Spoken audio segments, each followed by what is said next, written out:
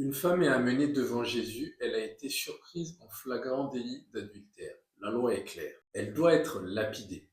Mais les scribes et les pharisiens ne cherchent pas à condamner seulement cette femme. Ils veulent aussi piéger Jésus. Que va-t-il répondre?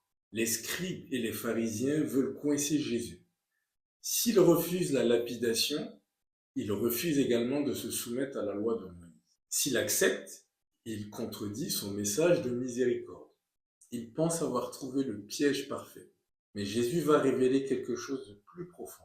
Une justice différente, une justice remplie de vérité et de miséricorde. Bonjour peuple de Dieu, bienvenue dans Voir et Vaincre.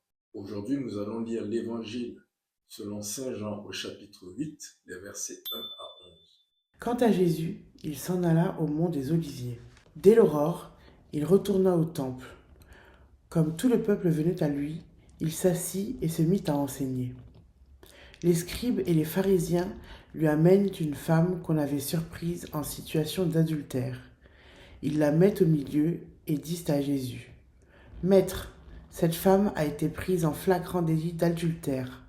Or, dans la loi, Moïse nous a ordonné de lapider ces femmes-là.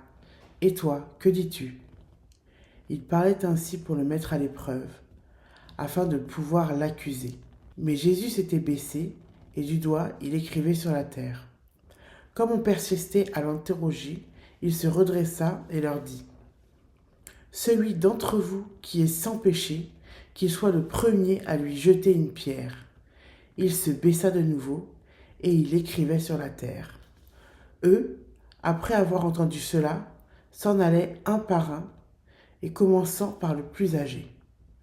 Jésus resta seul avec la femme toujours là au milieu. Il se redressa et lui demanda: Femme, où sont-ils donc? Personne ne t'a condamné? Elle répondit: Personne, Seigneur. Et Jésus lui dit: Moi non plus, je ne te condamne pas. Va et désormais ne pêche plus. Amen. Ce qui frappe d'abord, c'est le silence de Jésus. Face à la violence de la scène, il ne répond pas immédiatement. Il se baisse, il écrit quelque chose sur la terre.